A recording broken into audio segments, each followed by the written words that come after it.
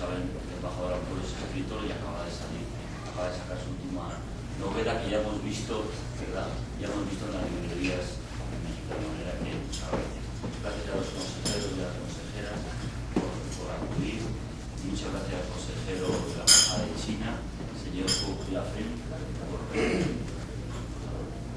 muchas gracias por acompañarnos. Y además hoy hay varias actividades también sobre el tema de la relación China-América Latina, y el consejero sé que hace unos programas está enfermo, y muchas gracias a los compañeros de la Academia de diversos centros académicos, de la Americana, del ITAM, de Rey, por acudir a esta nueva convocatoria.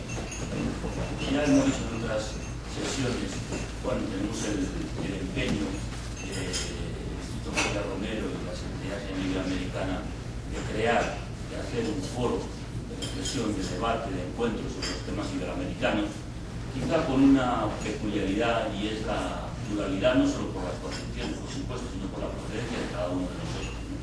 Nuestro interés está en que sobre los temas comunes puedan debatir diplomáticos, funcionarios de la Administración Pública Americana, empresarios y académicos, y ellos sin duda pues enriquecerá el debate. Y este encuentro en este sitio tan agradable pues se debe a la colaboración generosa y desinteresada defensa, particularmente de su director corporativo, Mauricio Reyes, al que le agradezco sinceramente pues el que hayan incorporado el apoyo a los conversatorios dentro de su política de responsabilidad social corporativa. De agradecer, Fensa, como saben todos ustedes, pues es una multinacional o una multinacional que está presente prácticamente en la totalidad de los países americanos y que generosamente pues cree que es conveniente favorecer el encuentro y el diálogo sobre estos temas. Tenemos en este conversatorio una novedad muy grata, y es que hemos acordado con Universia, que es el principal portal universitario que tenemos en la región, que forma parte pues, de unas 1.200 universidades, y que acompaña Salón. Hemos acordado de que se puedan grabar los conversatorios y se puedan editar en el portal. De manera que, como ustedes saben, el portal Universia presta diversos servicios a la comunidad universitaria, de información sobre becas, intercambios de estudiantes, intercambios de profesores. Es un portal muy visitado por los universitarios. Yo en mi anterior reencarnación era un usuario habitual del portal, de manera que vamos a tener allí pues la posibilidad de acceder a todos los conversatorios, lo cual nos van a dar muchas gracias a la universidad por esta colaboración. Y hoy tenemos como invitado de honor al doctor Arturo Oropesa. Yo voy a hacer una breve descripción de su currículum, seguro que es conocido de todos ustedes, y no voy a entrar en materia del tema, porque uno de los vicios que tienen los presentadores es hacer una mini ponencia. Con el pretexto de que tienen que presentar, hace una mini ponencia. Yo no voy a caer en ese defecto y voy a limitar a presentar al doctor Arturo Oropesa, aunque no hace falta. Es doctor, investigador y catedrático en Derecho en y por la UNAM, concretamente en el prestigioso Instituto de Investigaciones Jurídicas. Estoy convencido, porque conozco gran parte de la obra del doctor Oropesa, que es uno de los académicos latinoamericanos y iberoamericanos que más ha trabajado las relaciones internacionales de América Latina, de la región. Ha trabajado sobre el Telecán, sobre los BRICS. Tiene un magnífico libro que les recomiendo, que se titula El difícil camino entre el escepticismo y el asombro. Tiene también otra obra reciente del 2010 sobre las relaciones de América Latina con América del Norte, y tiene por supuesto tres libros, uno colectivo, otro individual, sobre las relaciones de China-Latinoamérica, que es el objeto de esta reunión. De manera que tenemos un tema muy importante, un tema novedoso, quizás una de las novedades en las relaciones internacionales contemporáneas de América Latina más importantes, las relaciones económicas, comerciales y por tanto políticas entre China y América Latina, que sin duda enriquece y proyecta la región en la actual sociedad internacional. Y tenemos el tema y tenemos la persona adecuada para exponerlo con precisión y con exactitud, y tenemos un auditorio pues muy plural y muy cualificado, de manera que yo creo que podemos tener un desayuno coloquio muy provechoso. Tenemos la suerte de tener con nosotros al consejero de la Embajada de España, Pedro Martínez Javier. Estoy seguro que luego, no le he dicho nada, no me mires con esa cara, Pedro, que seguro que luego en el coloquio pues a lo mejor nos puede informar de cómo va la marcha de la Cumbre Iberoamericana, que este año, como ustedes saben, pues tendrá lugar en la bella ciudad de Cali. El año pasado fue Paraguay, la Secretaría pro tempore lo tuvo Paraguay, lo tuvo la Embajada de Paraguay aquí, y el año que viene será en Panamá, y por lo tanto la Secretaría pro tempore de España la pasará a Panamá, al embajador de Panamá, y aquí nos acompaña nuestro amigo Francisco Troya. Pues yo, sin más, le paso la palabra a Arturo López para que pueda darnos su punto de vista. A continuación, el coloquio lo presidirá y moderará el embajador Pablo Macedo, y cerrará el coloquio también el embajador Pablo Macedo, que tiene el mismo oficio que yo, que es preciso y conciso. El embajador Pablo Macedo es partidario de que llamemos a las conversaciones platicatorias. Ya le he dicho que lo mexicanicemos, pero ya le he dicho que no está españolizado tampoco, está en todo caso dominicanizado, ya que nos acompaña. No, pero no tenemos la responsabilidad tampoco. No, pero es una palabra que se utiliza en República Dominicana, mucho más que en España y en México, ¿no? Pero en fin, ahí está. Bueno, pues buenos días a todos ustedes. Yo antes que nada sugeriría que empezaran a servir el desayuno para que supiera mejor la plática, porque si no, el compromiso va a ser doble. Así que yo creo que acompañada de un buen desayuno en una bonita mañana podría ser muy interesante de este interesantísimo tema de China, ¿no? Bueno, agradecer desde luego la invitación a Manuel Guedán y a la Secretaría Iberoamericana por estas inquietudes de propiciar este intercambio de los temas internacionales entre una comunidad digamos que múltiple, académica, pública, incluso privada, ahora con PEMSA, así que pues qué mejor que poder promover este tipo de temas que son de la mayor relevancia hoy en la vida de los académicos, pero también de la función pública y de la empresa privada, ¿no? Yo creo que hoy podemos coincidir en ese primer punto. Los temas globales se han hecho locales y viceversa, y es difícil ya entender las fronteras entre uno y otro, así que yo felicito mucho este tipo de esfuerzos de tener estas charlas, estos intercambios, y desde luego agradezco la presencia de los señores embajadores, de los amigos embajadores y de todos ustedes en esta plática de un tema en el que yo me atrevería a decir que en cada uno de nosotros hay un experto en China. Hoy el tema se ha convertido de una manera tan frecuente y tan importante en que atrás de cada persona hay ya un experto en China. Y muchas veces pues, la expresión que manejamos es motivo de la publicación del día o de la semana de un fenómeno que ya nos ha desbordado y que llega a toda la vida de nuestras empresas, de nuestros temas y de nuestros países, ¿no? Hablando de América Latina, yo creo que el tema de China, América Latina, llega un poco derivado de la ignorancia, igual que en Occidente en general. Fuimos ignorantes en ver cómo iba este desenvolvimiento de manera puntual, porque además llegamos muy tarde, ¿no? Hoy parecía que estamos puntualmente hablando del tema, pero este tema tiene 30 años. ¿Sí? Y Occidente apenas tiene 10, 8 años que lo ha empezado a poner en la mesa de las pláticas y de las negociaciones. Por lo tanto, de la ignorancia hemos pasado a la sorpresa, y de la sorpresa nos hemos quedado instalados en una posición que todavía no es lo profunda ni lo comprometida que debiera ser con una realidad que ya nos desborda y que representa en nuestra vida económica de nuestros países un tema de la mayor importancia.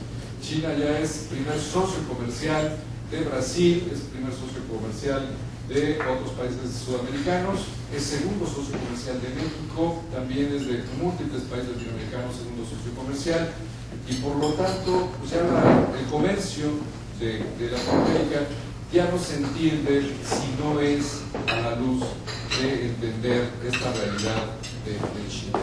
Pero yo iniciaría con dos marcos de referencia esta breve charla, en la cual desde luego habrá el intercambio correspondiente que señala Manuel. Y hay dos marcos de referencia dentro de este antecedente de haber llegado tarde a un tema que ya tiene 30 años. ¿Sí? Hay un marco de referencia de un mundo que se convulsiona, de un mundo que tiene una efervescencia económica muy fuerte, de un mundo occidental hoy a debate, donde lo que leemos, vemos y sabemos es que Europa, la Unión Europea, ese paradigma del desarrollo económico hoy está en crisis, y una crisis estructural muy fuerte, en la cual, más allá de la problemática que la propia Unión Europea está viviendo, lo que tenemos es que no se sabe por los propios países europeos exactamente cuál es su padecimiento y, peor aún, cuál es la medicina. Entonces, ese marco de referencia en el tema de China es de la mayor importancia, porque ese paradigma que teníamos todos los países latinoamericanos de que ser un referente del desarrollo, de que hacia allá nos deberíamos de dirigir y que cuando llegáramos allá habría la estabilidad suficiente económica, desarrollo y desarrollo social, hoy parece que ese paradigma para América Latina se está quebrando y que de repente ya no queremos ir para allá, o por lo menos ya no estamos pensando. Ya pensaríamos doblemente de si pudiéramos Grecia, Portugal y la crisis que la misma Francia e Italia tienen hoy. Entonces, ese es un marco de referencia muy importante al hablar hoy de la relación China-americana. El segundo referente que tenemos es que pues ya estamos instalados en otra era, ¿sí? Y se dice por ahí en algunos libros, se dice por ahí en algunas pláticas que estamos en la era del Pacífico, pero me parece que no nos acabamos de asumir como actores económicos en que ya estamos en la era del Pacífico, ¿sí? Y que por lo tanto, pues a no ser parte de una charla, la actitud de nuestros países y muchas veces de los académicos y también de las empresas privadas, por eso digo que todo creo que tiene una relación directa vinculatoria, no nos conducimos de tal manera. Si bien aceptamos entonces que ya que hemos pasado de la era del Mediterráneo a la era del Pacífico, del Atlántico, ahora a la era del Pacífico, y si entendemos que la era del Pacífico es porque se ha trasladado para allá el mayor volumen económico, ¿sí? Hoy, por ejemplo, para el 2020 se estima que en Asia-Pacífico pueda ya estar el 30% del PIB mundial, comparado con el 18 y 17% que estaría en Estados Unidos y en la Unión Europea. Entonces, si partimos de esa base, de ese gran total económico hacia esa zona, pero también la parte demográfica, en la que ya hoy la parte del Pacífico es el 60% de la demografía del mundo, y de los países desarrollados, entiéndase los de Occidente, son apenas el 13-14%, entonces lo que tenemos sí es que hay una zona que tiene una gran efervescencia, que tiene una gran dinámica, que está concentrando los totales económicos y también tiene hoy los totales demográficos, pero más importante aún, tiene los mayores índices de crecimiento económico. ¿Sí? Hoy Asia-Pacífico tiene un índice de crecimiento promedio del 5 o 6% los últimos 20 años, y no digamos China, ¿sí? Porque entonces China estamos hablando de un 10% promedio los últimos 30 años. Entonces, si tenemos estos dos parámetros como América Latina, de una área en una crisis estructural que nos rompe el paradigma de desarrollo y de camino que teníamos por lo menos los últimos 100 años, y tenemos una nueva área de desarrollo económico que, con todas las implicaciones que esto tiene desde el punto de vista económico, comercial y geopolítico, entonces el tema de China se convierte de la mayor relevancia para la vida política, económica y social de nuestros países. Y me parece que entonces pues esto es lo que hoy Manuel muy atinadamente propone traer a la mesa, ¿no? O sea, qué tanto hemos tomado conciencia después de la ignorancia y la sorpresa en la que nos tomó el tema de China, y que con tanta seriedad y profundidad América Latina está realmente haciendo un reposicionamiento en torno a estos tres factores. Porque la pregunta que surge como anticipo dentro de este tema, y al final también como una conclusión, es qué está haciendo y qué ha estado haciendo América Latina en un inicio del siglo XXI y en medio de una transformación de un mundo que está cambiando de edad. Entonces, el hablar de China entonces es hablar de futuro, ¿sí? Y de posicionamiento. Es de hablar de una región próspera, hoy estable, hoy democrática, que con grandes cantidades de recursos naturales, ¿qué está haciendo en términos de futuro? ¿Sí? ¿O qué está haciendo nada más administrando un presente de una manera a lo mejor eficiente o insuficiente? Y creo que son preguntas estratégicas muy importantes que me parece que no nos las hemos hecho debidamente y que tampoco tenemos muchas respuestas para esta pregunta. Nuestro tema con China, si bien hoy ya he señalado que mi punto de vista es que es muy insuficiente, tampoco es una relación nueva. ¿Sí? Desde 1565 nosotros tenemos 3 encuentros con China. Podemos decir que América Latina tiene 3 encuentros con China. Un encuentro histórico, un encuentro político y un encuentro económico. Y el encuentro histórico es 1565, en el que finalmente se conocen las dos áreas, las dos culturas, y donde China, a través de la famosa nao, llega a las playas de Acapulco y tiene contacto con América Latina a través de la Nueva España, que era en ese tiempo el 60-70% de la economía de la población de América Latina. Esa es la primera visión que tiene China de América Latina, y esa es la primera visión que América Latina tiene de la otredad de esa gran cultura del otro lado del Pacífico. Tenemos un encuentro de culturas, de regiones ancestrales, de bienes, de comercios incipientes, muy importantes, muy interesantes, en los que podemos verlos en esos espejos mutuos y nos reconocemos como antiguos y nos reconocemos como culturas milenarias. En esa medida, bueno, ese encuentro es muy rico, muy positivo, y a partir de ahí se empieza a generar, en el marco de esa distancia geográfica, sí, un reconocimiento de la existencia del otro. Hay un segundo, desde luego, encuentro más cercano, más trascendente, que es ese encuentro político que se da en la década de los 60s y de los 70s del siglo pasado, en una larga marcha de reposicionamiento de China, en la que acabando su imperio en 1911, se terminan 2000 años de una historia imperial, ¿sí? Inicia un camino de reacomodamiento político hasta 49, que triunfa su revolución en China. Y entonces empieza a relacionarse un poco más con ese mundo occidental que ya había querido introducirse en la vida de China, que China no lo había querido permitir. Sin embargo, las hegemonías de aquella época lograron, a mediados del siglo XIX, meterse, irrumpir en la vida de China. Es hasta 49, con el triunfo de la revolución, que entonces China empieza a preguntarse sobre su relacionamiento con el mundo, y en este caso con América Latina. Es el tiempo de Mao, en el que Mao decía sobre América Latina: bueno, si América Latina quiere, podríamos tener relaciones internacionales. Si no quiere, podemos tener relaciones comerciales. Y si no quiere, bueno, podemos tener algún tipo de relación. O sea, sí, la época de Mao, la época política de esa visión, ya era América Latina un actor, sin embargo un actor lejano en el cual podía darse alguna forma de relación con el caso de China.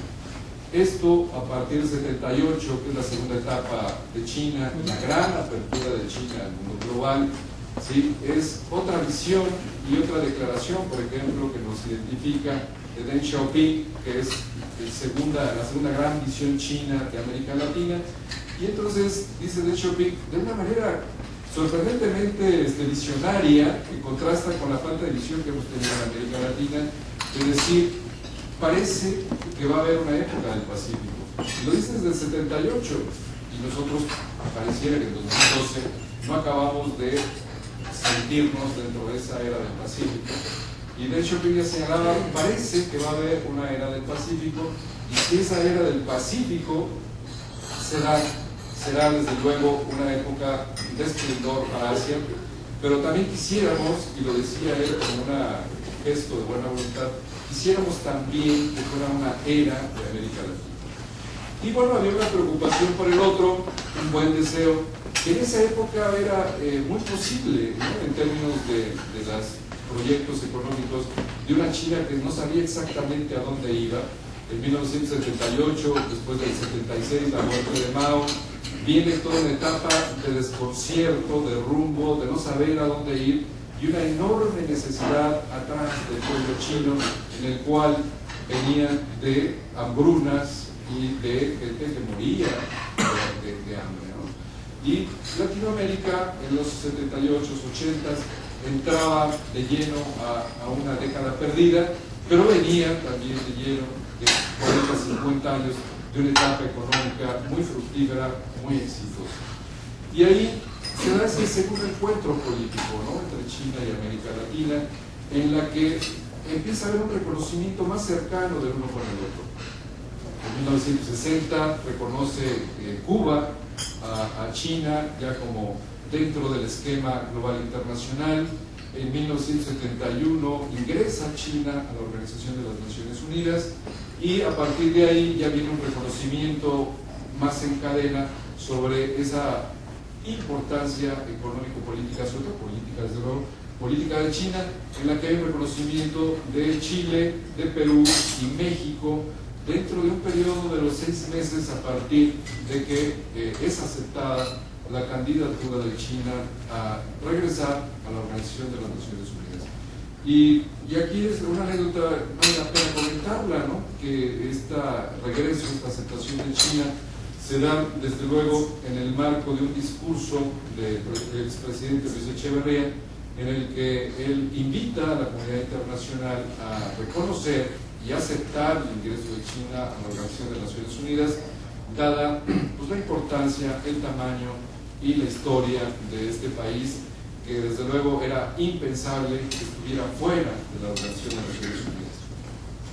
Y desde luego, pues este encuentro se da justo también con estas primeras relaciones de acercamiento que se da a finales de los 60s y principios de los 70s entre Estados Unidos y China, en el marco de esas relaciones que en materia de geopolítica son tan interesantes y que hoy en ese libro que acaba de sacar Kissinger parece que se leen de una manera muy muy interesante cómo se fue armando todo ese relacionamiento de Estados Unidos con China, que lo hace también posible. Pero bueno, ese segundo encuentro es en el que ya una gran mayoría de países de América Latina empieza a hacer un reconocimiento de la importancia política y ese acercamiento también político con China. Tenemos este tercer encuentro, que yo le llamo, que es el encuentro económico, porque si bien sabíamos del otro, teníamos respeto del otro y habíamos hecho ya un trabajo político por el reconocimiento de China en el mundo global, no teníamos intercambios. La distancia, las condiciones, la realidad económica de China habían hecho casi, habían nulificado casi por completo todo tipo de relación comercial.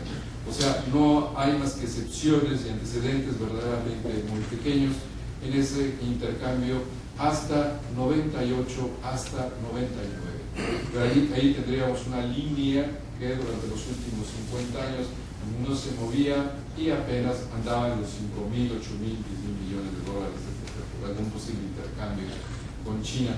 No había esa conectividad en temas de comercio.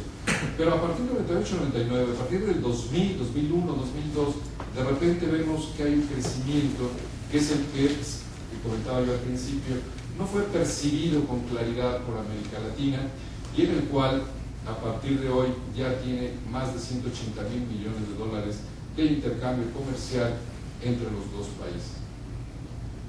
De esa situación que se fue poco a poco metiendo en la vida económica y comercial de nuestros países, creo que hoy apenas empezamos a tener una plena conciencia tanto de lo positivo como de los efectos también que han complicado un poco la vida comercial de la relación México-China. América Latina tampoco puede sentirse monopolizada por esta percepción. Me parece que hoy todavía Estados Unidos, por ejemplo, no acaba de entender los puntos centrales de su relación con China, ni acaba de entender exactamente quién es esa China económica, pero tampoco acaba de aceptar ese modelo económico que lo ha hecho posible. Ese socialismo de mercado, que es un invento chino, y tal vez es el mejor invento de todos los que podemos hoy hablar, de una nueva forma de crecer, de una nueva forma de desarrollo y de una nueva forma de hacer negocio, que han llevado hoy a China a ser la segunda economía del mundo y a ser la primera potencia exportadora. En este sentido, me parece que en este tercer encuentro hemos tenido dos tipos de percepciones. Porque la llegada de China a América Latina no ha sido homogénea, ¿sí? Ha sido una llegada y una presencia disímbola que ha dependido de la estructura y de la naturaleza de cada uno de los países latinoamericanos. Entonces, al ser así, la percepción que provocó en una primera instancia, digamos, en la primera mitad del siglo, de este siglo XXI, fue lo que se llamó ya por algunos analistas brasileños una etapa de ilusión diplomática. Una etapa de ilusión diplomática de creer, por algunos de nuestros países latinoamericanos, de que se podía tener una relación bilateral estratégica con un nuevo hegemón geopolítico. O sea, creer que podía hacerse una línea de trato de iguales con una nueva potencia que ya era casi un imperio o una hegemonía intermedia, que iba en busca de ser lo que ya hoy creo que nadie le podemos negar a China, un imperio joven, un imperio en desarrollo, y una hegemonía económica que ya no necesita mayores credenciales para ser aceptada. Pero esa primera percepción lo que nos llevó fue a una primera interpretación de que podíamos tener esa relación bilateral y estratégica con China. Y bueno, vinieron algunos descalabros y algunas decepciones de que esto no podía ser así, en la medida en que empezó a haber algún tipo de incumplimientos y de fallas y de obtención de algunos de los objetivos económicos que algunos de los países latinoamericanos, sobre todo sudamericanos, creyeron que podían obtener de esta relación estratégica. Hubo, por ejemplo, toda esa larga visita del presidente Jintao a todo lo que fue Sudamérica, que fue Brasil, que fue Argentina, que fue Chile, y en la cual se llegaron a ofrecer cantidades de inversión. Esto fue a mediados de la década, inversiones de 10.000, de 20.000 millones de dólares, y desde luego pues fueron inversiones que por diversas razones, por diversas circunstancias, no se pudieron ir dando en el plano, y que apenas pareciera que en Brasil y Argentina empiezan a concretarse después de 6-7 años, pero después de que también ya había habido esa especie de competencia de ver quién podía hacer más relación bilateral, más relación bilateral estratégica con China, en esas visitas masivas que se hacían un poco con esa ilusión diplomática en la que desde luego de ningún modo está a criticarse o a cuestionarse el planteamiento de la propia visita, pero sí desde el punto de vista del planteamiento estratégico y cuyos resultados no se dieron. Esto también generó una visión de ganadores-perdedores, o sea, en qué lugar te encontrabas en relación con China, ¿no? Y esto dividió también a América Latina en dos partes. La visión de los ganadores, que eran la mayoría de los países sudamericanos, y la visión de los perdedores, que era la mayoría de los países mesoamericanos, ¿sí? Incluyendo a México y a Centroamérica.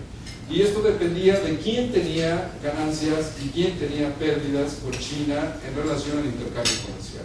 O sea, nuestra visión era tan corta que podíamos nosotros poder analizar nuestra relación regional con China a la luz de cómo nos estaba yendo en una balanza comercial coyuntural y en relación a la venta que estábamos haciendo de productos o a la pérdida que estábamos haciendo de productos. Y esto nos llevó a que yo creo que ahora nos encontramos instalados en una segunda etapa que yo le llamo de comoditización diplomática. O sea, hemos pasado de la ilusión diplomática a la comoditización diplomática, en la que ahora hemos puesto en el análisis, interpretación y la relación con China basada en la compraventa de commodities, de bienes primarios, en la cual también hoy se explica esa relación estratégica, esa ganancia con China, o el tener una buena relación con China, o el tener una mala relación con China. Y me parece que en ese sentido, esta segunda etapa también sigue siendo corta en su interpretación y sigue adoleciendo de una serie de limitaciones que no nos dejan generar una verdadera relación estratégica con China y hacer un verdadero planteamiento estratégico con China. O sea, porque la región, como hace 100 o como hace 200 años, no puede otra vez caer en el error de analizar lo que está haciendo bien o lo que está haciendo mal de cara a vender materias primas como lo hicimos y como lo hemos hecho en los últimos 200 años. ¿Sí? Y esto es así. Por ejemplo, en esta relación de la comoditización diplomática, lo que podemos ver es que la mayoría de los países que hoy tienen superávit con China, el 50% de su comercio con China está concentrado en un solo producto. Y si le agregamos 2 productos más, entonces tendríamos que la base comercial económica con China está en un 80% porque esté basada en 3 fracciones arancelarias. O sea, no se puede construir una relación estratégica, no con China, sino con cualquier país, a la luz de 3 fracciones arancelarias. Y en ese sentido, por ejemplo, Argentina con soya es el 50% de lo que le vende a China, Chile es cobre, el 80% de lo que le vende a China, Brasil es hierro, el 50% de lo que le vende a China. Costa Rica, desde luego, vende chips y ya vende un bien tecnológico, pero es el 95% de lo que le vende a China, ¿sí? Y en el caso de Mesoamérica, que hay más fracciones que se venden un poco a China, en el caso de México, por ejemplo, que tiene alrededor de 800 fracciones que puede vender a China, sin embargo, lo que le ha vendido es verdaderamente muy poco, y en esa confrontación de bienes manufacturados, pues México ha venido perdiendo con China los últimos 10 años, año con año ha tenido un déficit comercial en su balanza. Entonces, este es un poquito el dibujo, la geografía económica comercial que hemos tenido con China, tanto en Latinoamérica en su conjunto, como esa Latinoamérica partida en relación a China, de una Mesoamérica y una Sudamérica. Y las dos, una perdiendo, pero la otra ganando, lo que hemos hecho con China es tener una relación de coyuntura y no una relación estratégica. O sea, coyuntura en la medida que la relación ha dependido de la oferta o demanda de la necesidad del modelo económico chino, que ha venido a solicitar una serie de bienes muy necesarios para ese gran desarrollo del 10% al promedio que tiene. Por un lado, la zona de Mesoamérica, el caso concreto de México, que tiene más del 80% de su exportación en manufactura, no ha podido competir con el modelo manufacturero chino. Y ahí lo que tenemos es no es una confrontación de 2 países, ni tampoco la confrontación de 2 competitividades. Lo que tenemos es la confrontación de 2 modelos económicos, que están confrontados y en los cuales de alguna manera México ha tenido una pérdida del año pasado aproximadamente de 45.000 millones de dólares. En el caso de Sudamérica, lo que tenemos entonces es una relación de coyuntura que apuesta, igual que los últimos 2 siglos, a una relación de venta de commodities, en la cual se ha apostado a 2, 3, 4, 5 fracciones arancelarias, y que depende, desde luego, de la demanda china y de que ésta sea sustentable y que ésta pueda mantenerse en el tiempo para poder estar generando este tipo de demanda que hoy ha sido muy benéfica, desde luego, en términos de resultados para estos países sudamericanos, pero que, sin embargo, siguen siendo dentro de una esquema de coyuntura que van a depender del nivel de crecimiento de la economía china, que hoy, por ejemplo, ya tenemos un tema que está aterrizando ya en un 7.5, un 8%, en un giro del modelo económico chino que está haciendo una estabilización hacia un mercado interno, pero que ya está dejando de crecer a los ritmos que lo estaba acostumbrando, y que desde luego esto tendrá repercusiones directas en el consumo de esas materias primas. Pero que también ha tenido una segunda implicación dentro de este análisis de coyuntura que, insisto, me parece que no ha sido lo suficientemente profundo dentro de las decisiones que hemos venido tomando, porque ha estado generando también, y lo tocaré en un tema de integración con el cual intentaré cerrar un poco esta plática, en el que ha estado generando la firma de tratados de libre comercio en los que inexplicablemente se generan, por ejemplo, con 5 fracciones que competen el casi 99% del universo del intercambio comercial, se genera todo un tratado de libre comercio contra 11.000 fracciones arancelarias que desde luego China sí puede venderle a América Latina.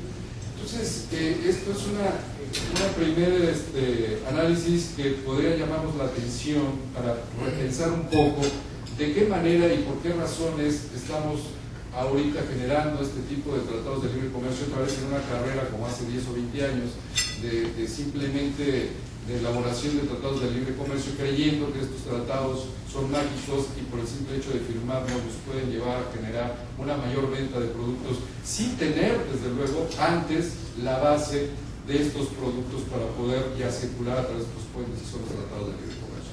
Entonces, bajo la óptica de hoy que tenemos, de simplemente tener esos intercambios en un esquema tan atomizado de 3 o 4 o 5 fracciones, lo que hemos visto es que, bueno, pues la llegada de productos chinos ha sido masiva y ha sido totalmente contraria a lo que hemos querido hacer los países latinoamericanos. Hoy, 7 productos son el 85% de la venta que hace América Latina a China. Y desde luego de esos productos, en primer lugar, pues es el hierro, es la soya, es el cobre, es el petróleo. Y esos 7 productos, juntos todos los países de América Latina, son el 80% de lo que le vendemos a China. Por el contrario, lo que le compramos a China, al conjunto de los países latinoamericanos, estamos hablando de cerca de 600 fracciones arancelarias, en la cual hay de todo, como todo cada uno de sus países, pero hay el potencial y en mayor proporción el resto de 4.000 o 5.000 fracciones, en los que China sí tiene esa capacidad y ese potencial de generar esa venta dentro de los países de América Latina, que en Sudamérica ya ha empezado a generar algún tipo de cuestionamientos, en donde, por ejemplo, de las balanzas superavitarias que nos habían generado la primera etapa de ilusión diplomática, ya están generando otro tipo de reacción, en donde se ha venido ya a tener déficit comercial con China, como lo están haciendo ya en la mayoría de los países sudamericanos, con excepción de 1 o 2 que tienen todavía una ventaja importante con China, pero que incluso en el caso de Brasil, que es el que tiene un volumen muy importante de comercio con China, ya estaba también teniendo déficit comercial, salvo ahora con las ventas de petróleo que han venido a incorporar y que han venido a darle otra vez un porcentaje de superávit dentro de la balanza comercial Brasil-China. Pero en este esquema muy general de líneas simplemente de acercamiento al tema de China con América Latina, a mí me parece que nos llevaría a 3 reflexiones que por lo menos creo que América Latina debería estar haciendo dentro de este nuevo enfoque y nueva realidad económica que le está tocando vivir y que le está tocando enfrentar. Y vendría siendo primero sobre ese esquema global, de economía global, de sustento económico global, en el que participan tanto China como América Latina. En esa medida, ¿cómo nos estamos incorporando cada uno dentro de este reposicionamiento del siglo XXI? El segundo es, y de manera derivada e inmediata, los modelos nacionales en relación al modelo chino. O sea, cómo estamos trabajando en relación a ese modelo y cómo se están dando los resultados de cada una de estas dos estrategias. Y la tercera, que también me parece que es obligada, que tampoco he visto que hayamos profundizado lo suficiente, es nuestros esquemas regionales de integración. ¿Sí? De entrada, me parece que China es una integración en sí misma, sin embargo, es una integración ampliada en todo lo que es la zona de Asia-Pacífico y que nos obligarían también en esas tres líneas a hacer algunos replanteamientos estratégicos que me parece que estamos todavía con un déficit en hacer esos temas que le reposicionan a América Latina y a la mayoría de nuestros países en una mejor posición, en una mejor colocación en todos términos. En el primero de ellos, por ejemplo, lo que es nuestra actuación en este nuevo reposicionamiento global del siglo XXI, a mí me parece que China, por ejemplo, tiene muy claro el papel que está jugando. Me parece que es el país líder en la globalización. Si alguna vez los países occidentales lideraron la globalización, hoy es evidente que no lo hacen, ya perdieron el liderazgo de la globalización. Y China, además de ser el país que más se ha beneficiado de la globalización, pareciera también que es el país que está indicando algunas de las líneas, a lo mejor no todas, pero sí algunas de las líneas de hacia dónde se está dirigiendo esa globalización. De manera importante, aquí vale la pena también recordar este nacimiento hegemónico de China en su parte económica, comparado con los dos eventos inmediatos que tenemos del siglo XX y siglo XIX. En el siglo XIX lo que vemos es que sí una Gran Bretaña que se vuelve hegemón del siglo XIX, sí una batalla, Waterloo, reposicionamiento bélico y control de los enemigos políticos de su tiempo, pero lo que hace y sostiene la hegemonía de Gran Bretaña en su tiempo son los bienes industriales de una primera revolución industrial, que eran el ferrocarril, era la máquina de vapor, era la máquina de tejer, que es la que lo sostienen y hacen que Gran Bretaña tenga el 25-30% de los bienes industriales y de los territorios y de las poblaciones y del PIB económico del siglo XIX. En el caso de Estados Unidos, también, si desde luego marca el esquema dos guerras mundiales en los cuales él llega y se beneficia de llegar de manera coyuntural, tardía, pero en 1950 lo que hace que tenga el 50% del comercio mundial no es el resultado de estas dos guerras ya, sino lo que hace es que la gran fábrica de televisores, la gran fábrica de autos, la gran fábrica de llantas, la gran fábrica de estufas, era que el mundo le compraba y entonces eso le daba la fortaleza económica y comercial.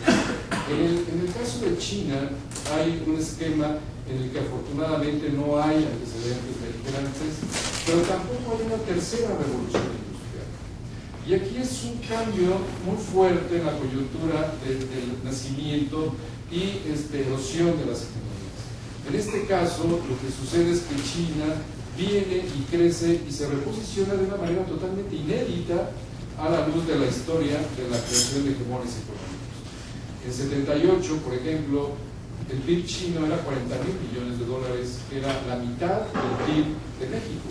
¿Sí? México en esa época tenía aproximadamente 83.000 millones de dólares. Y así, desde luego, el de Brasil, y era inferior, desde luego, al de Argentina y de varios países latinoamericanos, el PIB chino. Y ya no digamos el PIB, o sea, China no tenía comercio internacional, salvo que era necesario para sus necesidades internas. China no tenía una industria de exportación, tenía una industria pesada soviética que había fracasado en su mayor parte, no tenía recursos financieros y lo que tenía era 700 millones de personas en una situación de pobreza muy fuerte. ¿Sí? Entonces, ¿cómo se da ese reposicionamiento entonces de un país que tenía enormes 70% de pobreza extrema y no tenía capacidades económicas y financieras para transformarse? Aquí encontramos, junto con esta apertura china, lo que encontramos es el cambio del paradigma de Occidente, donde deciden hacer el traslado de toda la parte industrial en una primera instancia hacia China y hacia Asia-Pacífico, valga la redundancia, en un traspaso de actividades económicas en busca de una precarización y de una explotación laboral en la que Occidente pues, no puede de ninguna manera inocente en esta decisión de trasladar inversiones, empresas e industria, ¿no? Y desde luego esto está muy lejos de ser parte de un simple offshoring, ¿no? De parte de un movimiento global. Fue parte de un movimiento de precarización en el cual desde luego pues la oferta de mano de obra de 30 centavos dólar la hora, 10 centavos dólar la hora y cero prestaciones sociales vino a ser un rompimiento de un mundo bretoniano en el cual Occidente participaba, desde luego América Latina era parte de ese mundo bretoniano que había aceptado la conjugación de tres factores. Uno, el cumplimiento de prestaciones sociales, que era uno de los resultados más fuertes del siglo XX, de toda esa conflagración. Dos, desde luego, el intercambio comercial con una mayor integración económica global. Y tercero, una actividad de libre mercado. Por primera vez el mundo había podido lograr un equilibrio entre un ejercicio de libre mercado, con un cumplimiento de prestaciones sociales y con una mayor integración económica global.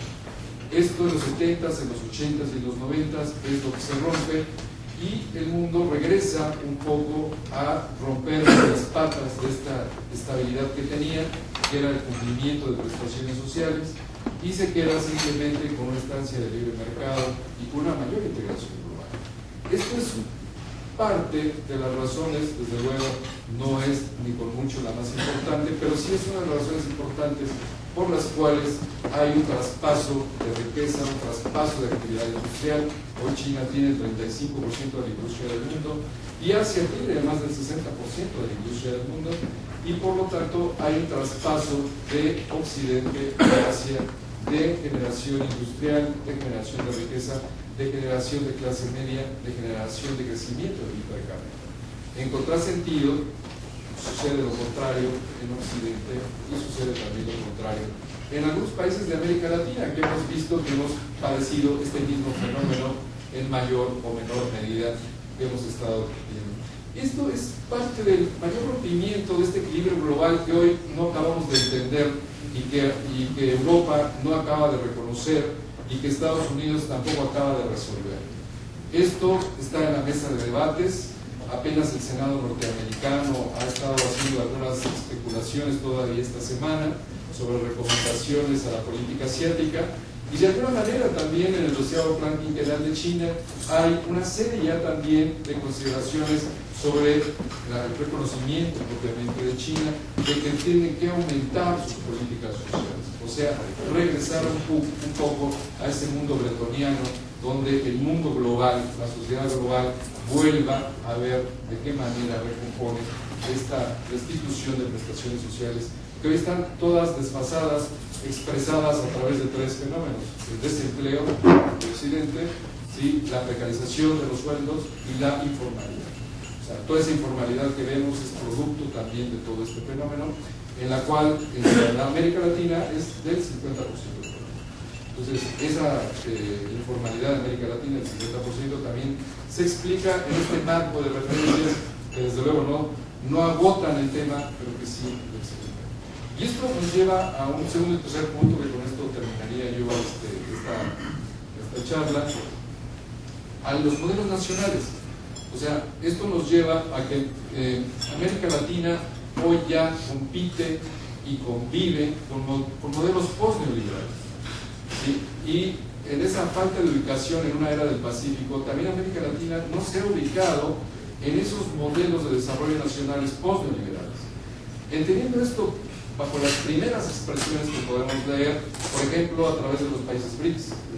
Ahí podemos ver que hay un socialismo de mercado chino, que hay un nacionalismo económico ruso, que hay un desarrollismo social brasileño y que hay también una especie de socialismo de mercado indio. Y entonces lo que vemos sí que los identifica a estos cuatro países en mayor o menor medida, y desde luego haciendo una situación muy especial de Brasil, que habría que hacerle un giro y una atención muy personalizada, pero por lo menos de los tres primeros países, lo que vemos es que son modelos post-neoliberales en donde hay una enorme participación del Estado y tanto mercado también como es posible, ¿no? Y que se sintetizan un poco como lo sintetizó en su momento y con gran sabiduría Deng Xiaoping, ¿no?, que decía que el modelo económico chino era un experimento que se parecía a ese modelo del gato, donde no importaba si era negro o blanco, lo importante es que matara ratones. En este caso era lo mismo, no importaba si la medida económica era socialista o si la medida económica era capitalista, lo importante era que la medida económica generara desarrollo. Y bueno, se ha validado completamente este aforismo y vemos a la luz de los resultados del extraordinario modelo económico chino que esto ha dado resultados y que ha generado un crecimiento muy importante y que hoy el mundo, a través de Goldman Sachs, inventa un nuevo evangelio en el cual reconoce a estos modelos económicos este éxito, ¿no? Y entonces vemos que a los 3, por lo menos, países, incluyendo ya 4 a Brasil, lo que se les reconoce es sus altos niveles de crecimiento y su sustentabilidad, redundando, de los mismos. O sea, 32 años a China, 10 años a Rusia, 8 años a India y 5 o 4 años a Brasil. Diferentes esquemas, pero es, digamos, ese primer principio que nos lleva entonces a hacer una revisión de los modelos nacionales de América Latina. O sea, cómo están y cómo van a estar alineados en relación a estos modelos postneoliberales de éxito. ¿Qué tendríamos que hacer para poderlos ajustar, para que puedan ser competitivos con estos modelos? Mientras no tengamos estas respuestas, pues lo único que vamos a ver en algunos casos pues son balanzas comerciales que no tendrán los resultados que más nos gustan. Porque las balanzas comerciales no son más que el resultado de los modelos que estamos intentando de manera interna. Son la expresión final de lo que estamos haciendo y de lo que estamos haciendo con la estrategia interior. Y en tercer término, y con esto, si me lo permite Manuel, yo cerraría la plática en esta etapa, está el esquema de integración regional en el que también las agendas de nuestros diversos foros tampoco hemos hecho a lo mejor las preguntas más adecuadas sobre qué sigue en los términos de la integración de América Latina en relación a la era del Pacífico y en relación a la integración de Asia-Pacífico. O sea, lo que podemos ver es que la integración de Asia-Pacífico camina, se mueve en una gran dinámica. ¿Sí? Vemos, por ejemplo, que China, que era un país que vivió 5.000 años bajo una muralla, tiró la muralla y en una primera instancia, de 78 hasta 2001, ingresa a la OMC, se maneja a través de la cláusula de nación más favorecida y a través de esa cláusula de la posición 30 en el comercio internacional llega a la posición 6ª en el comercio internacional. Y desde el 2001 hacia acá, ya como parte de la OMC, escala del 6º al primer sitio en materia de exportaciones y segundo en materia de importaciones. Un performance excelente que cambia realmente muchos de los paradigmas que hemos leído en los libros de cómo se debe hacer un buen éxito comercial. Esto me parece que es una primera lectura que debemos de hacer sobre qué hizo China para poder ver nosotros en qué medida esto tiene reproducción o asimilación y qué no lo tiene. Entonces, vemos entonces a una China que no quería tratos hacia afuera y que hoy, en una primera etapa, sí los quiere de manera condicionada por la cláusula de la nación más favorecida, y ahora que es la mayor fábrica del mundo, que ahora que es ya una gran potencia de manufactura, hoy quiere todos los tratados de libre comercio que puedan firmar, como lo hizo Estados Unidos y como lo hizo Inglaterra en su momento. O sea, los tratados de libre comercio que expresa, hay que recordarlo, son fortalezas a compartir y no debilidades a regalar. Y esto creo que mucho hemos estado haciendo en América Latina desde los 50, 60 para acá. Y esto es algo que, por ejemplo, está cambiando en Asia. Ante la fortaleza industrial, pues obviamente que el crecimiento de una apertura hacia la integración es explosiva. Y China, por ejemplo, tiene ya firmados 12 tratados de libre comercio, 3 de ellos con América Latina. Y desde luego, China está dispuesta, desde luego dentro de su gran interés inexplicable, de firmar tantos tratados de libre comercio como estos sean necesarios, porque tiene la fortaleza industrial como la máxima potencia industrial del mundo para poderlo sostener. Asia, en ese sentido, también está jugando un rol muy importante hacia el Pacífico con el esquema de China. Se mueve ASEAN, que es el grupo de 10 países de Asia-Pacífico.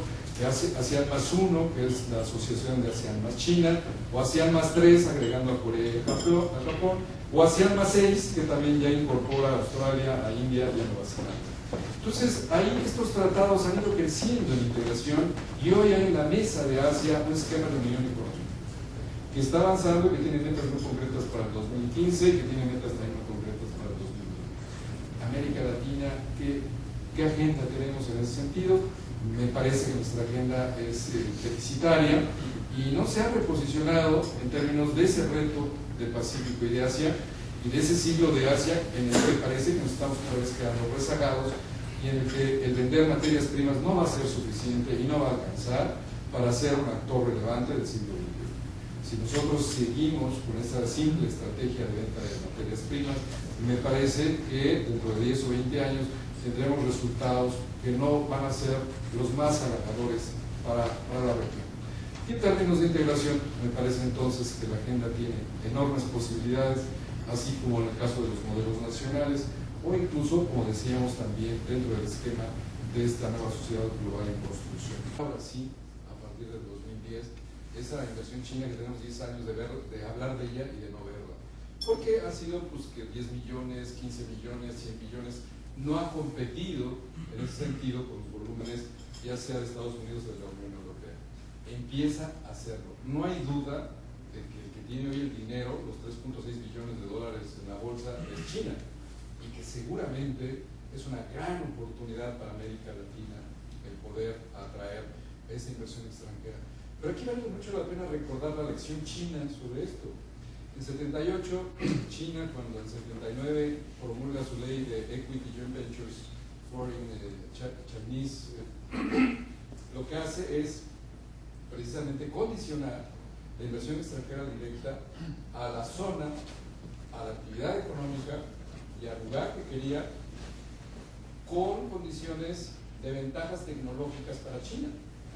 Entonces, yo creo que América Latina tendría que aprender del modelo chino para no empezar a recibir simplemente montos que, aunque fueran en su caso importantes, no tuvieran estas características que ya misma China nos enseña que deberíamos de estar atentos a esa preocupación que ella muy bien tuvo y que ha hecho que, por ejemplo, China hoy tenga una integración nacional del 80%. Esa es la gran diferencia de manufactura entre China y los países industriales de América Latina, que la integración pues, es muy pobre, la integración nacional. En cambio, la integración de China lo ha hecho muy bien y ese modelo, ese ejemplo, creo que no deberíamos de olvidarlo. Y ahora, en ese sentido de una inversión extranjera que tendrá que ser más abundante, viene también una segunda pregunta. Esa inversión china se ha hecho otra vez en bienes primarios, algo en infraestructura, pero sobre todo en bienes primarios, en el cobre chileno, en el oro peruano, en el hierro brasileño. Y la pregunta, y me parece que en el reposicionamiento del siglo XXI es, si hay petróleo para 40 años, estudios muy serios de Gran Bretaña, de una oficina científica, si hay cobre para 40 años, si hay hierro para 60 años, si hay gas para 60 años, ¿cómo América Latina debiera hacer esos joint ventures de cara a esos bienes primarios que son finitos? O sea, no estamos en el siglo XX, ni en el siglo XIX, ni en el siglo XVIII. O sea, estamos hoy en un siglo que reta la sustentabilidad y la sobrevivencia de una propia sociedad global, que muchos de estos recursos que hoy tenemos ya no los vamos a tener en 4 décadas, 3 décadas, 5 décadas, 6 décadas, pero es un tema de hoy. Entonces, yo creo que esas dos líneas de preocupación que son muy de aprendizaje de esta enseñanza, este extraordinario modelo de desarrollo chino, serían muy útiles en lo que nosotros podamos hacer dentro de este planteamiento de convivencia con China, ¿no? Sí, creo que qué bueno, bienvenidas y ojalá tengan ese crecimiento que todos esperamos, pero también ojalá pudiéramos, como países latinoamericanos, orientarlas de una manera productiva, de asimilaciones de tecnología y sustentables, ¿sí? Porque si no, pues lo que va a resultar es enredos de situaciones de hace 200 años donde hacemos simplemente joint ventures que van muy de un lado y simplemente tenemos el dinero y damos concesiones de 40 años y bueno, de 40 ya no van cosas, ¿no? Entonces creo que sí hay mucho que hacer, pero también hay mucho que rescatar de esa situación de inversión. Tengo dos cuestiones. Una es un matiz, ¿no? Porque los académicos siempre tendemos a calificar los modelos. Yo sigo teniendo la duda de si es un modelo de socialismo de mercado o un capitalismo de Estado. Y evidentemente no es lo mismo.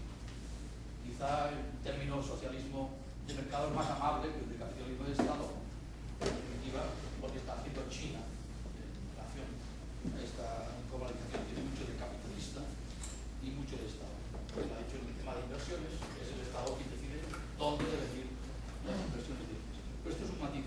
Mi pregunta es mucho más orientada a lo que sería este futuro del siglo XXI, Asia-Pacífico, y cómo esto podría incidir en el modelo de integración que se refiere de América Latina, en el sentido de que hoy todavía este comercio de commodities y de manufacturas entre América Latina y China todavía se desvaya mucho por el eje atlántico, incluso por puntos bastante calientes, Canal de Suez, el Estrecho de Gibraltar, más que el ámbito pacífico.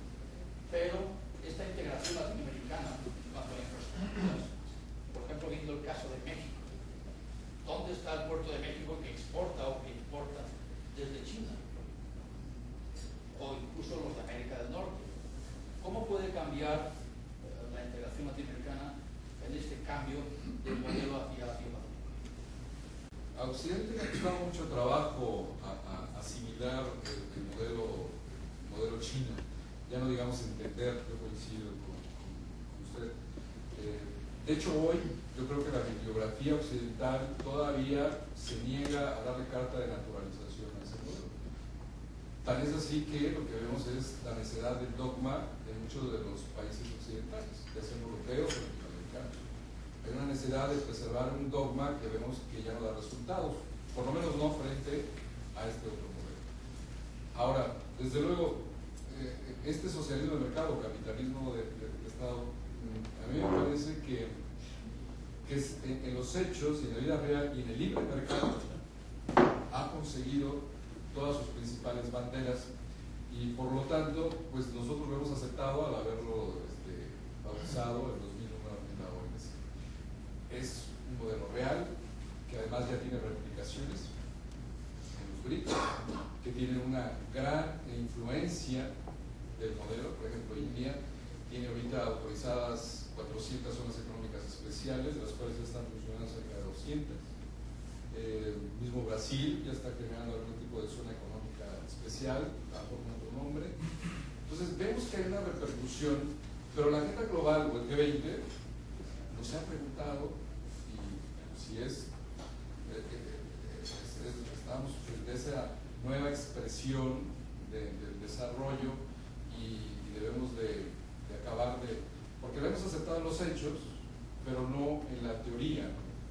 Y en los hechos lo que nos ha dado es un desbalanceo del piso global, económico global. Porque pues, hay empresarios que trabajan y juegan con un tipo de reglas y hay otros empresarios que juegan con otro tipo de reglas. Y el árbitro no dice nada. La OMC, que está congelada desde 2001 y que hoy es un muerto viviente, no nos dice cuál es lo que sigue en este nuevo aplanamiento de condiciones de un mundo que se agrandó, ¿no? Entonces surgen muchas preguntas a la luz de este tema que me parece que no están resueltas. A mí me parece que sí hay un nuevo esquema y hay nuevos modelos postneoliberales que son un hecho real, ahí están. Desde luego habrá que analizarlos más técnicamente, pero son los que diario están ganando en el mercado comercial. Entonces, el mundo occidental no está en su agenda hacerse ese tipo de preguntas, por lo tanto, pues es un hecho que se está validando a la luz de los resultados. Sí queda la pregunta, por lo menos a nivel de economías nacionales, ¿qué hago yo al respecto? ¿Cómo emparejo yo ese piso? ese mi piso en relación a ese piso global, o a esa parte de esa globalización que tiene un piso y esa otra que tiene otro piso. Urge que este tipo de temas los pusiéramos a debate y se hicieran otra vez los balanceos necesarios, porque lo que es cierto es que hoy hay dos tipos de economías, hay dos tipos de realidades que conjugan y compiten en una misma arena todos los días. Y entonces creo que es uno de los temas centrales que mientras no se resuelva, pues lo único que va a traer es este tipo de anarquía de condiciones, de dumpings sociales, económicos, monetarios, fiscales, financieros, que se suceden de manera sistemática o paulatina o excepcional, y por el otro lado, economías que tratan de ser muy respetuosas de las normas internacionales. Entonces, esto lo único que genera son empresarios ganadores o empresarios perdedores, y que también explican mucho del balance de resultado global de esto. Me parece que es un tema muy de fondo, que no se ha tratado suficientemente y que tendría tanto a los académicos como los responsables públicos internacionales, es una tarea muy fuerte por resolver. Muchas gracias. Dicen que el embajador Chile pide la palabra. Muchas gracias.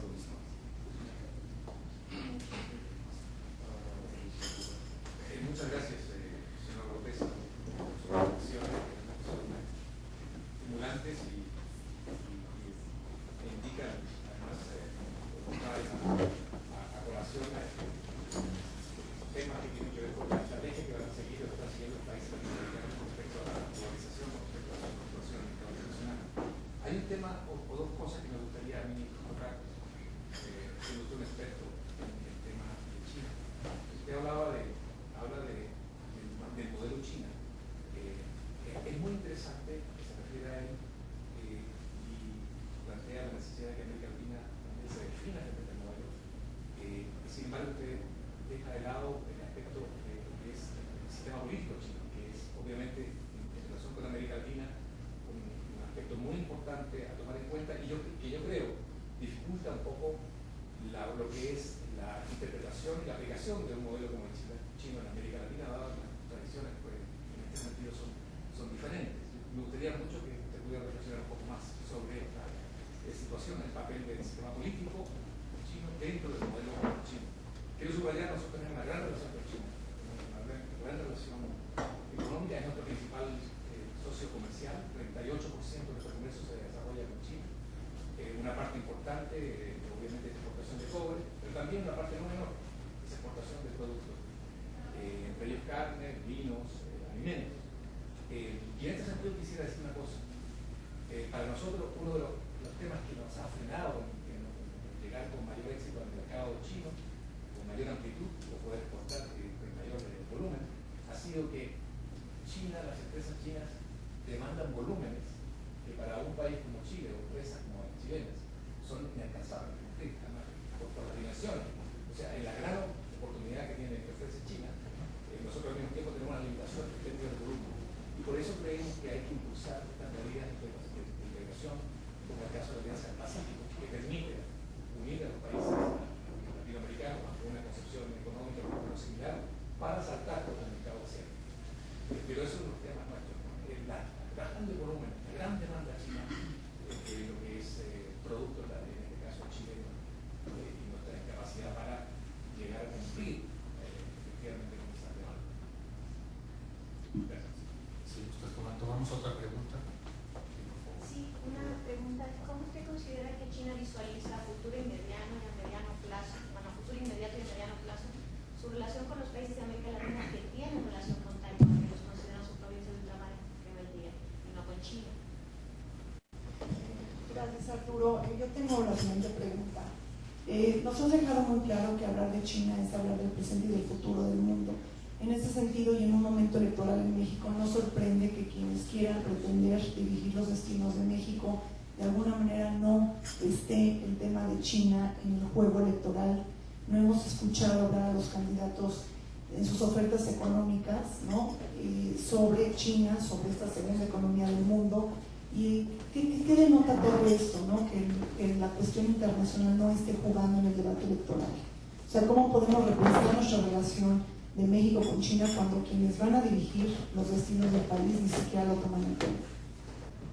Sí, otro de los temas también, pues dentro de la novedad, de la sorpresa de China, es su modelo económico, ¿no? O sea, así como decía yo que de la ignorancia pasamos a la sorpresa, a mí me parece que tanto en el modelo económico, que no acabamos de hacerle el ADN adecuado, en el modelo político también me parece que no acabamos de entender un modelo. Como bien lo dicen los chinos, ellos señalan es un modelo político con características chinas o un modelo económico con características chinas. Y todo lo que no entienden ustedes está ahí, ¿no?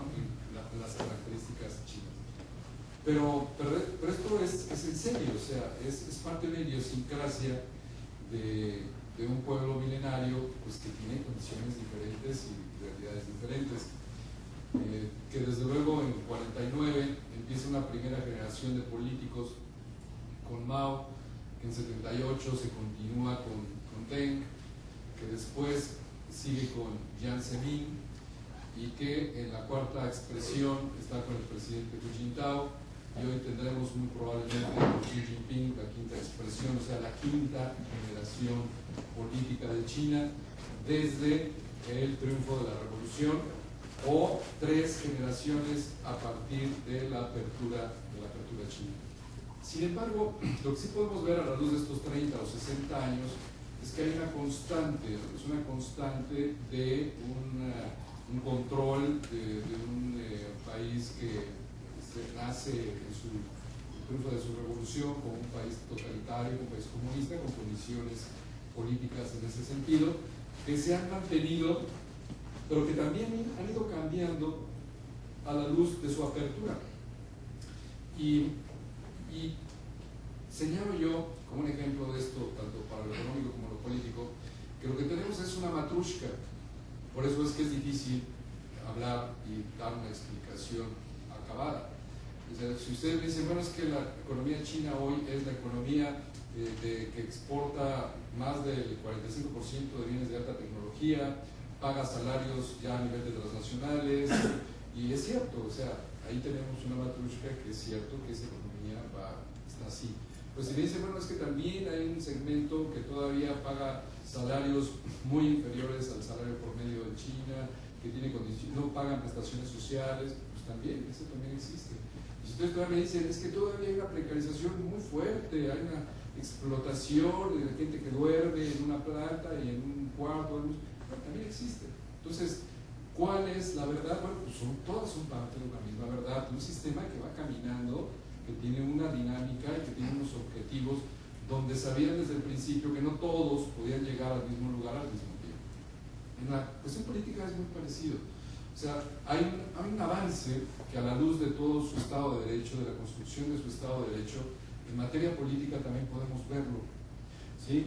O sea, el Estado de Derecho que existía en 78, o sea, cero, o sea, incipiente, sí había una constitución de 54, 56, luego había una de 75 y luego una de 78, era pues muy incipiente, era una constitución comunista, totalitaria, que tenía mucho la influencia de la constitución de la Unión Soviética, de la ex Unión Soviética, pero luego tienen la constitución de 1982, y en esa constitución ya hay una apertura hacia la inversión extranjera, y luego tienen 4 reformas constitucionales, que la de 88, por ejemplo, ya permite la inversión extranjera y la propiedad privada.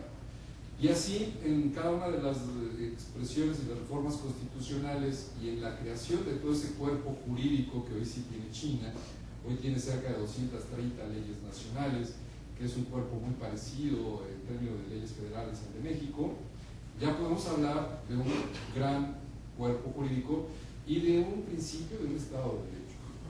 Entonces, por eso es que es difícil hablar de esas características político-jurídicas institucionales de China, pero podemos ver que a la luz de esa huella jurídica, esa evolución que han ido teniendo hacia un modelo occidental. Entonces, no podemos decir que China siga siendo ese modelo totalitario del 78, pero tampoco podemos decir hoy que sea desde luego una figura de política occidental, tampoco lo es. Pero a mí me parece que donde compite China con nosotros, que es en el libre mercado, ahí sí podemos equipararnos y podemos tener una línea de acercamiento o de realineamiento de sus modelos económicos. Y hay expresiones como la que hablábamos hace rato de la inversión extranjera directa que sí podemos reproducir en los países de América Latina, que no es un problema ni un obstáculo la diferencia en los modelos políticos. Hay muchos analistas, y yo así lo entiendo y los respeto, que señalan que por esta diferencia no se puede de ninguna manera reproducir el modelo chino. No la comparto, porque yo sí creo que hay mucho de este enorme desarrollo de este modelo económico chino, que también es de cuál hablamos, del de los 80s, del de los 90s, del de 2000 o del de 2011, 2012, que está haciendo un replanteamiento a la luz del 12º plan quinquenal. Entonces, también es muy difícil de ver cuál es exactamente el modelo económico chino, porque está en evolución permanente, ¿no? Entonces, creo que en ese sentido, mi conclusión es de que no es un obstáculo el modelo político para nuestras democracias. Sí, desde luego, hay una mayor facilitación, y eso se reconoce de antemano, por parte de China para llevar a cabo sus reformas económicas, ¿no? ¿Por qué? Porque hay un mayor control político vertical, donde esas reformas económicas se pueden hacer de manera más rápida y de manera más inmediata. Pero yo no veo a veces en muchos de nuestros países el que tengamos las propuestas que vayan en relación a ese alineamiento del modelo económico chino, y que esas sean las que no se aprueben. Porque si estuviéramos ya en ese terreno, pues entonces yo a lo mejor aceptaría que sí, que es la parte política la que no está dejando que hagamos los cambios necesarios. Yo más bien no veo todavía ese tipo de respuestas. A lo mejor Brasil un poco más avanzadas, a lo mejor algunos otros países sudamericanos también, con esas expresiones nuevas que se están dando, que son muy interesantes todas, que habría que analizarlas una por una, pero me parece que en general todavía la globalización económica va muy atrasada de la globalización política en términos de Latinoamérica y China. En el caso de las fracciones, bueno, a mí me parece que la relación con China es estratégica y que hay que incrementarla, O sea, esa sería mi primera conclusión y mi última conclusión. No quisiera que se fuera a hacer una malinterpretación. Yo admiro el modelo chino y creo que hay mucho que hacer respecto al modelo chino. Creo que América Latina, en la área del Pacífico, tiene mucho que interrelacionarse con China y con Asia Pacífico, no nada más con China, porque creo que ahí hay otros países también de la zona y que creo que es una gran oportunidad. Sí, desde luego alerto de que por lo menos hasta lo que hemos visto hoy, tanto en el análisis como en la práctica, lo que vemos es una precipitación y una falta de estrategia en su alineamiento con Asia y con China. Y que eso puede tener costos, y que ya está teniendo costos, que podemos después padecerlos en las próximas décadas. En términos, por lo tanto, de volumen de las fracciones, pues a mí me parece que qué bueno, ojalá y tuviéramos más volumen para venderse. El tema es si le agregamos o le damos valor agregado a lo que estamos exportando, o seguimos exportando nada más. Les vendemos hierro y nos regresan carros, y les regresamos comida y nos regresan 1000 fracciones arancelarias de bienes manufacturados. Entonces, yo creo que esa pregunta sigue siendo muy válida. No cuestiona el vender materias primas, pero sí me parece que racionaliza hasta dónde, cuánto y de qué manera, o en qué momento América Latina va a decidir meterle valor agregado a su materia prima. Y eso es una pregunta nacional y regional que me parece que seguirá siendo muy válida hasta que la resolvamos. Y el término de Taiwán, bueno, pues es un tema que desde 71 se compartía por todos, y ahora pues se ha quedado un poco ahí sesgado. Yo creo que las razones de los países que no la están llevando a cabo por la parte de América Latina pues son respetables, son decisiones soberanas, tendrán sus razones.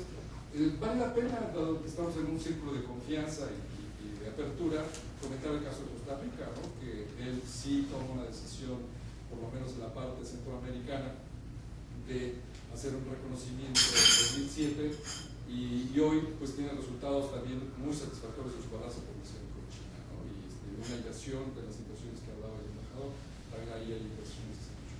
Entonces, como resultado de una reciprocidad que se está trabajando por China en un reposicionamiento de competencia con Taiwán.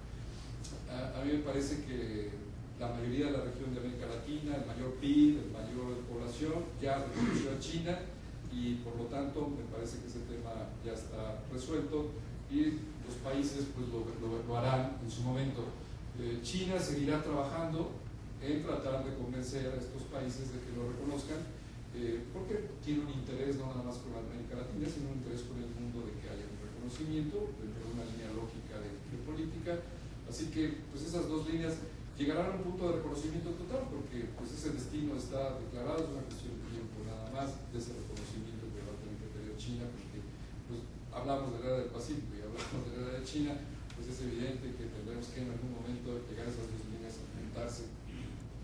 Y bueno, pues yo creo que México, como muchos de los países de América Latina, tiene una agenda pendiente, hay mucho que hacer y yo creo que ahí cada uno de sus países lo ha hecho mejor, lo ha hecho peor, pero creo que todos tenemos agendas muy fuertes. Y más que agendas nacionales, también una voz regional creo que se hace muy necesaria. Creo que China con mucho es una población superior, 2 veces, ya en su PIB es superior también, en su comercio es superior a América Latina.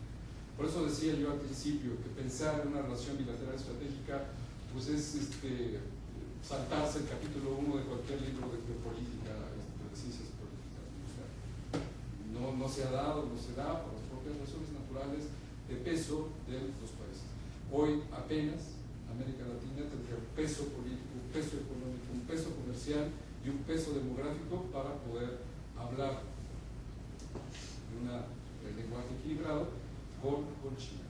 Y desde luego conjuntamente con cada una de las relaciones bilaterales y subregionales que desde luego acompañan el complementamiento.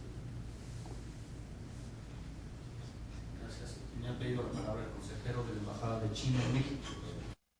Me complace asistir a este conversatorio iberoamericano. Primero yo quiero aprovechar esa ocasión para agradecer a la oficina, ¿no?, de representación, ¿no?, del Secretaría General Iberoamericano, su gentil invitación. También yo quiero felicitar con todo mi corazón al doctor Arturo Paravés, ¿no? Pues China para ustedes siempre es un cuento de China. Pero el discurso o palabra del doctor Arturo Paravés reduje la distancia, dándonos una idea muy clara, objetiva, completa sobre el país. Me ha dado una sorpresa que él conoce más bien, más detallado sobre mi país que yo.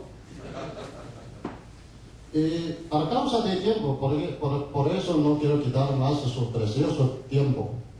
Solamente quiero resaltar 2 puntos. Primero, sobre el problema de Taiwán, ¿no? Y China ahora ha establecido relaciones diplomáticas con 167 países del mundo. Y Taiwán solamente tiene 24. Claro, también da importancia desarrollar unas relaciones armónicas con Taiwán, ¿no? Ustedes saben, ahora el intercambio personal, económico, cultural, cada vez más intensa, ¿no?, entre dos lados del estrecho de Taiwán, ¿no?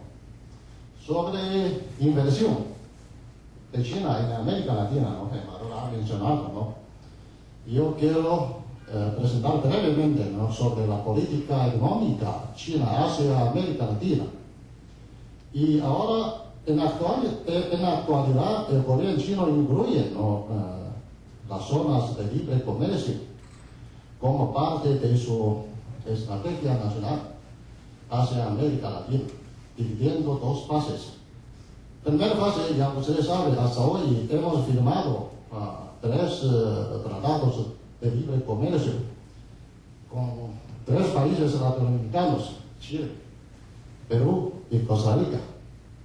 Yo creo que los resultados más visibles, ¿no?, corresponde al Tratado de Libre Comercio con Chile. En los 6 años después de establecimiento de zonas de libre comercio con Chile, ¿no?, el volumen sino-chileno mantuvo un crecimiento continuo.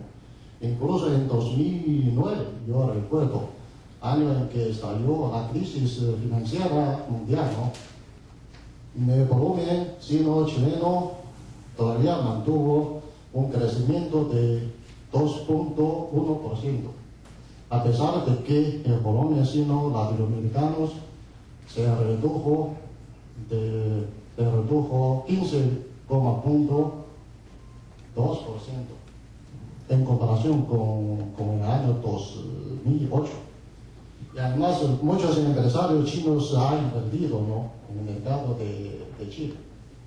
Todo esto demuestra que el gobierno chino da importancia al establecimiento de zonas de libre comercio.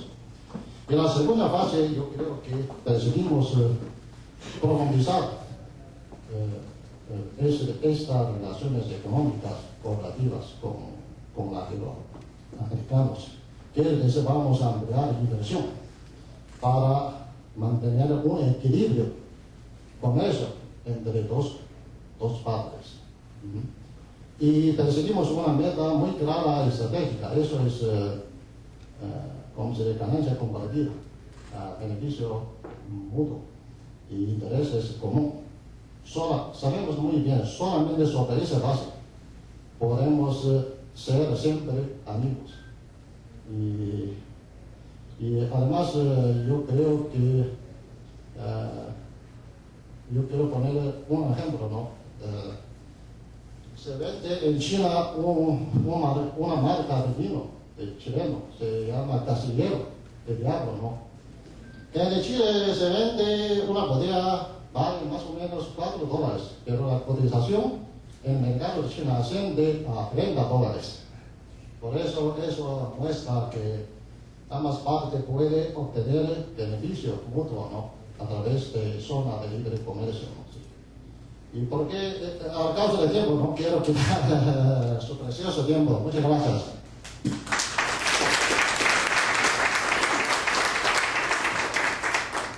Nos estamos acercando peligrosa pero inexorablemente al final de nuestro conversatorio.